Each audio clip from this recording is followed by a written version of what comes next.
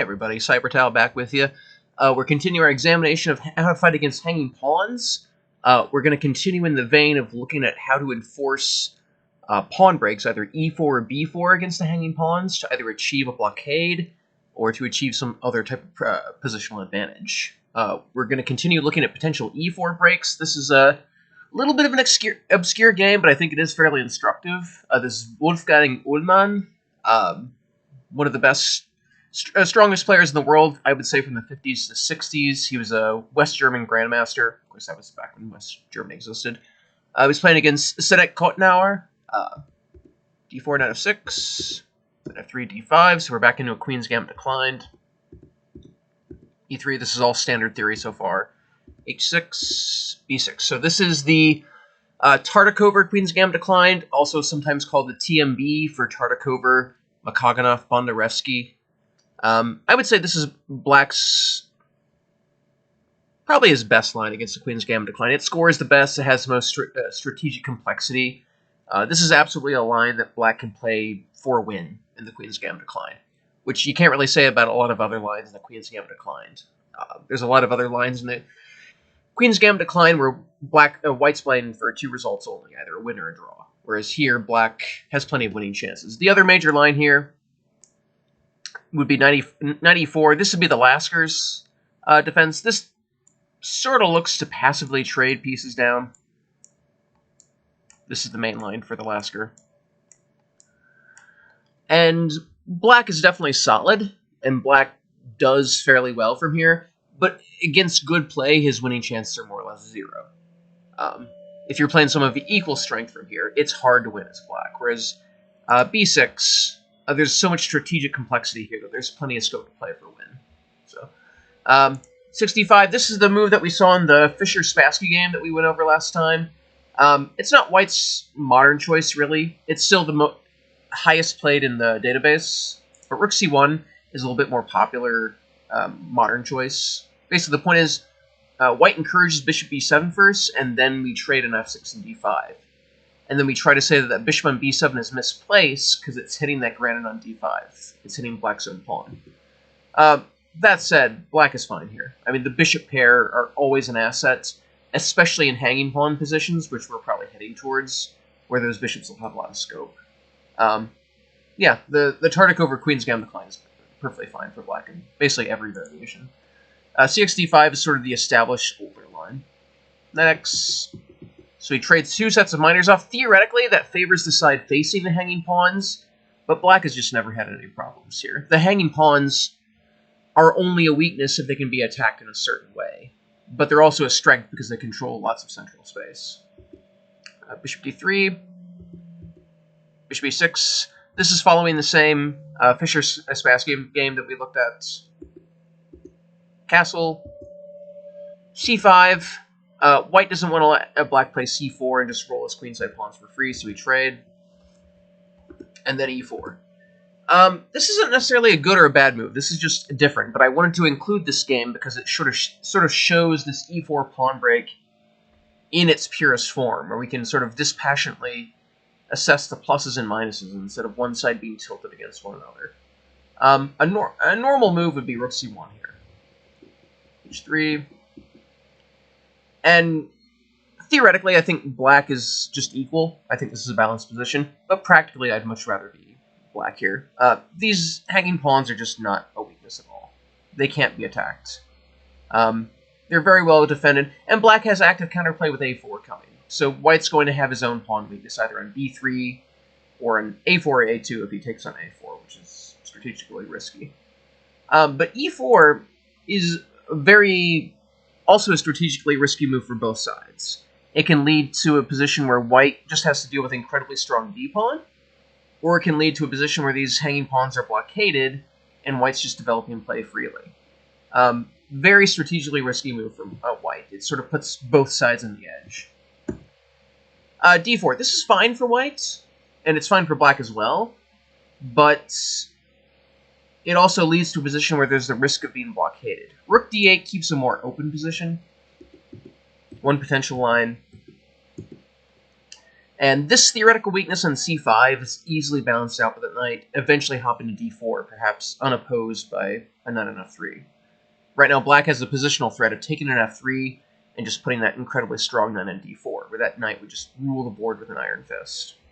d4, it's not bad, but it is more strategically risky, because look at these pawns in c5 and d4. They're well blockaded right now, but there is the risk that eventually white's pieces will sort of gear up and blockade them quite thoroughly and prevent their mobility forever.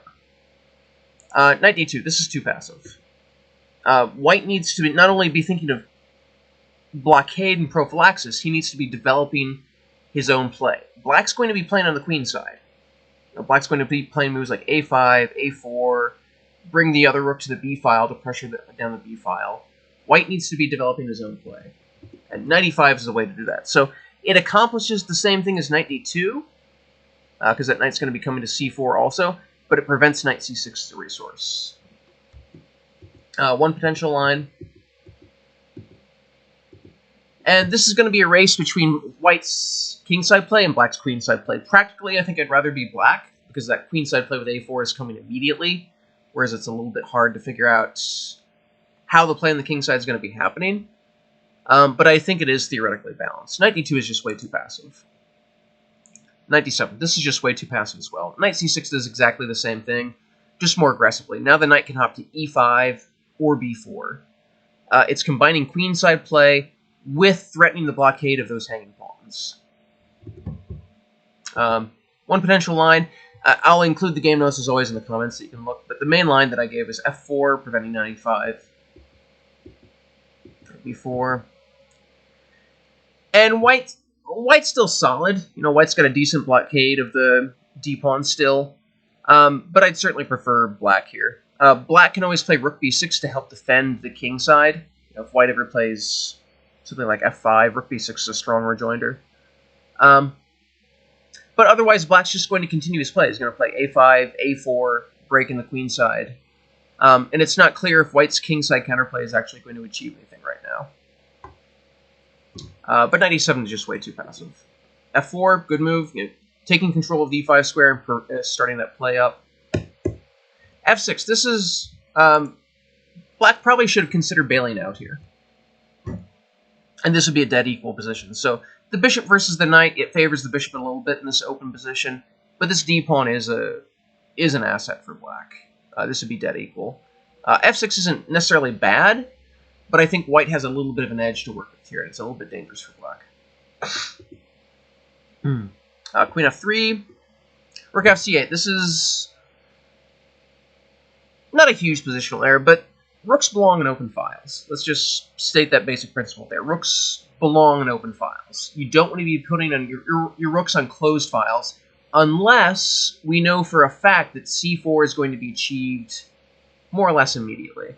If black can get c4 in, this rook on c8 is going to make a humongous amount of sense. If black never achieves that move, that rook on c8 is just misplaced.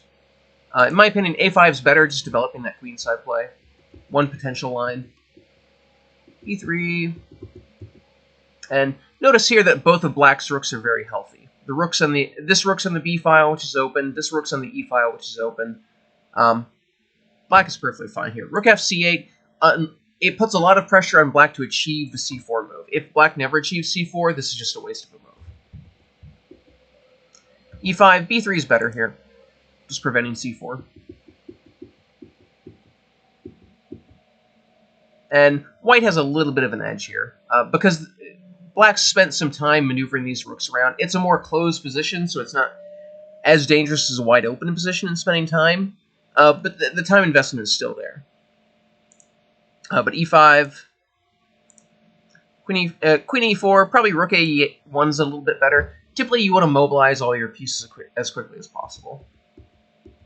And this would lead to a draw here. And you can look at the notes to the game. Just notice that this would be losing for black, so bishop f5 is more or less forced. And then king h8 would be losing for black, so bishop e6. So it's a forced repetition. Queen e4 sort of keeps more life in the position. f7, and this is a balanced position. White's made a little bit of progress on the king side. He's opened some lines up, but black still has this very strong d-pawn, and none of his pieces are really poorly placed. But notice how much better off black would be if this rook were on e8 instead of c8. Rook f8 has ended up being not a great move. It does protect the c-pawn, but you don't want your pieces passively defending. b3, stopping c4, that makes sense. Knight g4, bishop d5 is a little bit more harmonious. Knight g4 is not necessarily immediately bad, but it forces black to make some awkward positions. It also helps white reorganize his pieces. You typically don't want to force your opponent to make good moves, and this is sort of what black forces white to do. Bishop d5. Compare this to the note we just looked at. Basically the same position, but the queen is just better off on g3 than e5, because it's less exposed, it's staring at that weak square on g6. So this is a direct improvement for white, having this queen in g3. So white does have a little bit of an attacking edge here. King h8, a5 is much better. King h8 is just a very passive move. a5, looking for that queenside play immediately. Again, don't play passively. Do not play passively. If you play passively, you're just going to get ground down every time. Look for your counterplay. Rook e1, a5. This is bad timing now. And that's sort of the paradox of chess, that, you know, a move ago, this move is great. Now a move later, this move is more or less losing. The difference is king h8 is was a completely wasted move, and that rook e1 was sort of the last piece of the puzzle for white. Now all of his pieces are involved in the attack, so any sort of penetration that he achieves is going to be that much more dangerous. Black needed to play knight h5. And I would prefer white a little bit here, just because white's pieces are much more active. But black's still quite solid, and he still has this trump of the d-pawn to guide his position with. a5 should be losing, so knight c4. The bishop has to take, the knight landed in e5, and then g6 would be completely crushing. So black has to take. Rook e5, not the most accurate. Queen g6 would be the most accurate. White has very simple threats here. He's going to play rook e6, bishop d3, rook xf6 with mate. One potential line. Rook e6, again, just creating that threat of rook xf6 and then mating on h7. And black is completely tied up here. Black can't make any...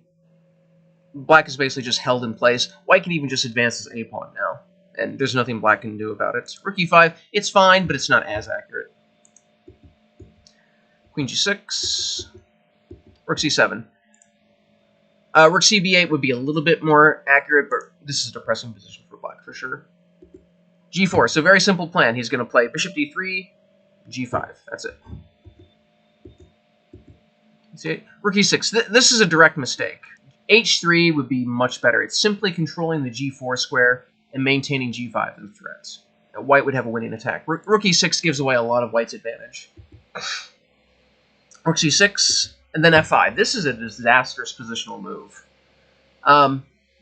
As always, back in these days, the time control ended at move 40, so that both sides might have been a little bit short on time here.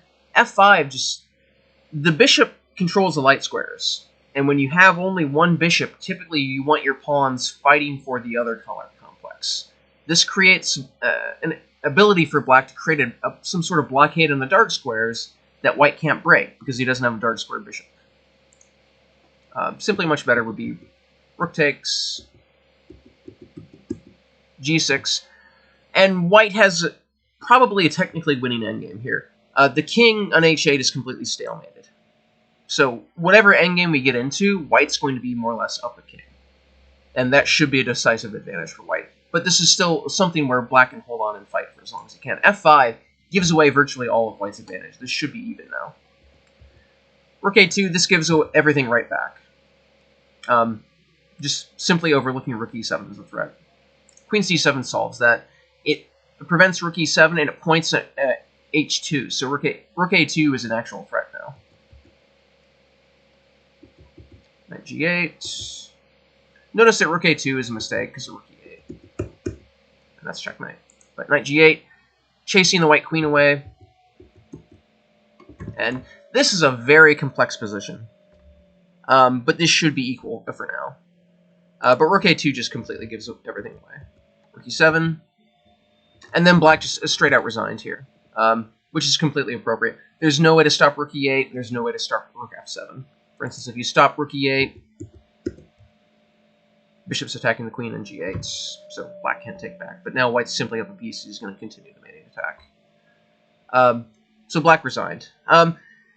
This is another game that if you look at the older books, and I sort of gleaned this game from a very old book on hanging pawns that I have hanging around my library.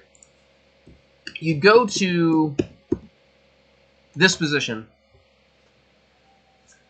and the older books seem to imply that, again, everything from this point is just sort of a natural result of white's positional superiority. The fact that white's able to achieve this blockade of these hanging pawns here is just an immediate positional advantage, and everything else is just sort of a logical conversion of that positional advantage. Nothing could be further from the truth. Black is doing just fine here. When fighting against the hanging pawns, it's important not to think in just pure static positional categories. Yes, you have a blockade of these pawns. They're stuck in the same color complex. They're both stuck on dark squares, so that means the light squares are weak. But this d-pawn also controls space, and it's also a very strong passed pawn. Don't overlook your opponent's dynamic resources. Don't overestimate your positional advantage in comparison to your opponent's tactical chances, or the space that he controls, or the fact that it's a strong passed pawn.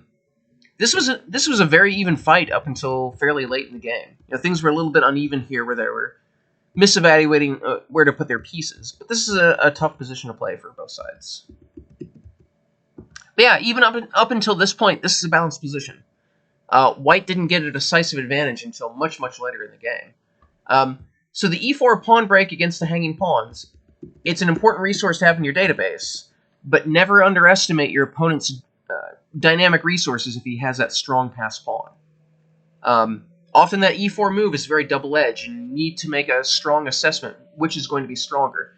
The positional edge that you get by blockading them, or the space and the passed pawn that the hanging pawns gain by being able to play d4 in response. But in response to this e4 pawn break, this was a very typical game. If you go over this game, you'll get a lot more from that. So, very instructive game. We're going to continue our examination next session. My name is John. I'll see you then.